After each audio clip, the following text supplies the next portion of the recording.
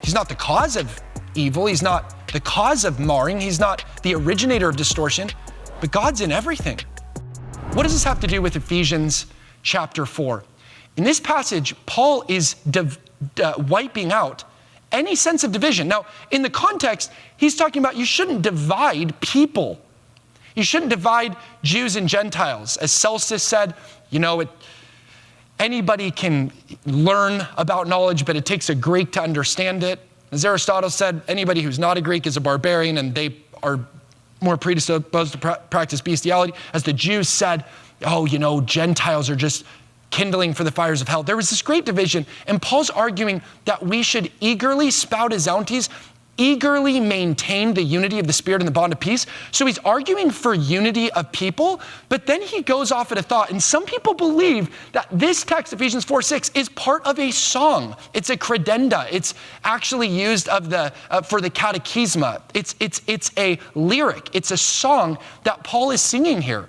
And remember, right before Jesus was crucified, what did he do? He sang a hymn with his disciples. So Jesus, right before he went to the cross, what was he doing? He was singing. Some believe that this text before us is in fact a song. But this song shows us that all is permeated by oneness, and there is no sacred secular divide. All is unified. Watch this. Paul's writing to Ephesus. We're in verse 6 of chapter 4. Ephesus was a chief city in Turkey. So if you go to modern day Turkey, you can walk through Ephesus. It was a chief city in modern day Turkey.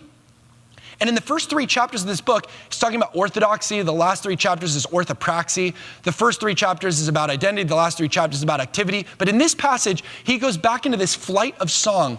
He waxes lyrical on these harmonic lyrics. And listen to what he says. It's very beautiful. In this song, some believe it's a song, Paul says, it sounds like a song. Listen to how it sings. Ephesians 4:6, one God and Father of all, who is above all and through all and in you all. What a mystical, permeating oneness that Paul is propagating to us, really to the church of Ephesus, that we can hijack. There is one God. It's not 2 or 3 or 4. There's one God, and there's one Father of all. And this one God, this oneness, this divine oneness, you can't divide the infinite, is above all, he's through all, and he's in you all.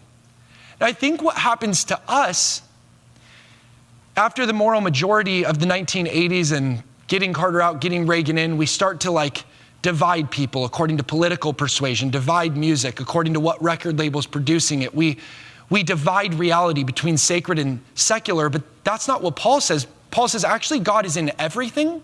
God is through everything. God is above everything. There is one God and Father of all. Now, don't get me wrong. The enemy can mar stuff that God makes. We all know that. The enemy can mar stuff God makes. I personally believe in a distortion theology, and that is that the enemy cannot create evil. He can only distort the good that God has made, which is what occasions evil. But be that as it may, it's God who is ultimately in all, above all, through all, who created original blessing before original sin.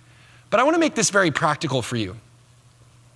Knowing there's no sacred secular divide I'm finding God in a bad religion song where he's saying the only true Messiah rescues us from ourselves, or Bach and Dem Namen Jesus, or when we're doing worship on Monday nights, that's easy.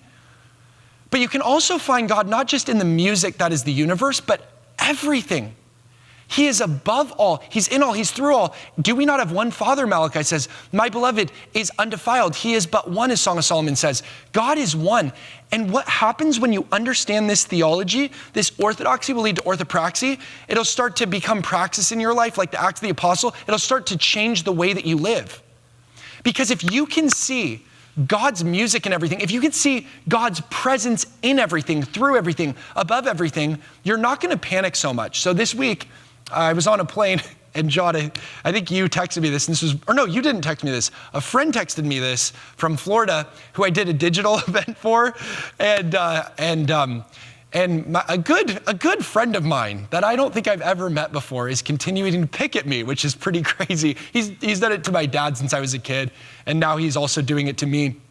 And he was yelling in the streets so loud at this digital event that I was speaking for in Florida, that I landed in the plane, and I saw this text. He was protesting so loudly that he caused a car accident.